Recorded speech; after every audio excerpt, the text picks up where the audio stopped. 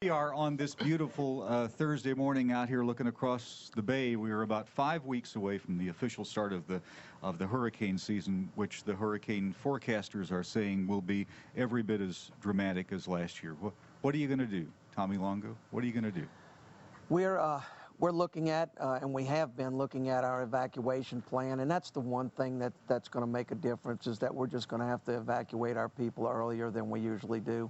We have a very seasoned population. You know, it's our first Katrina, but it's certainly not our first tropical storm or hurricane.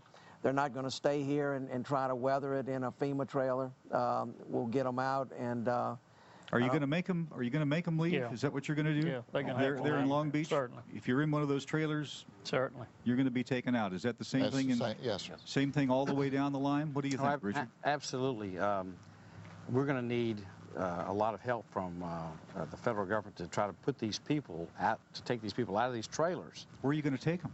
Well, you know, in the past, we've always opened up, or should I say, the Harrison County School District and other local school districts have opened up schools. Well, with many of the schools severely damaged, you can't take people to a damaged school that's currently closed and they're operating out of trailers. So I don't know where all these people are going to go, and hopefully the Harrison County Emergency Management Agency is developing plans to, along with FEMA and MEMA, to try to get these people in a safe location.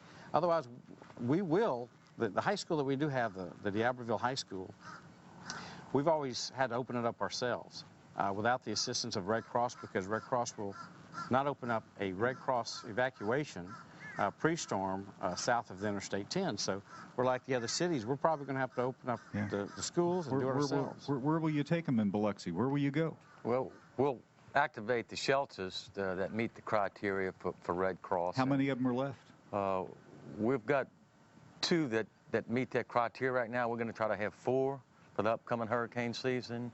And the resident population on the coast, they've become pretty educated on this evacuation, you know, in the event of a storm. They go the opposite direction of the storm.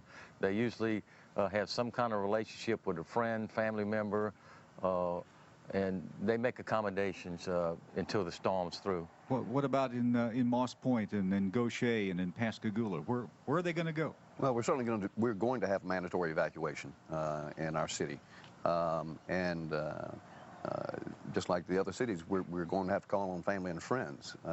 We've got, again, 5,000 people in FEMA trailers, and it's just not acceptable to leave them there for their own safety. So we're going to have to call on family and friends and exactly go the opposite direction and do a little bit better job of getting a more early evacuation for our citizens. And I think that all of us, including my family, will be a little more cognizant of the storms. It's likely that you're going to evacuate perhaps several times this I don't think it'll be a big problem at all this time getting people to evacuate, because we've never had a storm of this magnitude, and people realize how destructive it can be.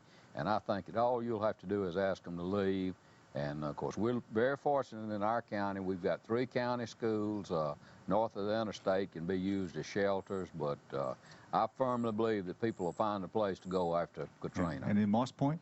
It'll depend upon the circumstances. We'll take our lead from the county and the emergency operations manager there as far as evacuations go. But depending upon the severity of the storm, we'll have some pre-storm shelters which we can use. But if the storm is a level 3 or higher, those facilities cannot be used in the city, and they'll have to be evacuated farther north.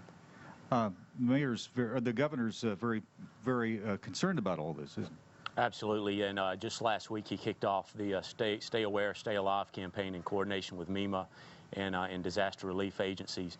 And so, you know, it's really a media campaign more than anything right now, getting the word out to prepare your kits, to prepare your your own evacuation plans. And we know there are many folks on the coast who do not have friends and family that they can go stay with, and they don't have enough money to afford a hotel room. So we're working very closely with the county EOCs and MEMA to find appropriate, safe places and transportation routes. Still not enough hotel rooms. Absolutely not. Where will you go, Randall? Back to Meridian? Well, I got family members in Meridian and other areas in North Mississippi, but when all these trailers started arriving, I had some concern about, I was thinking that maybe MEMA and FEMA was going to try to evacuate all these trailers, but I've been told lately that the trailers are going to stay. they got them kind of anchored down, and I had some real concerns about getting all those trailers on the highway in the mix of the traffic jams. But they said the people will go and the trailers will stay, and then we'll just pray and hope for the best. But you're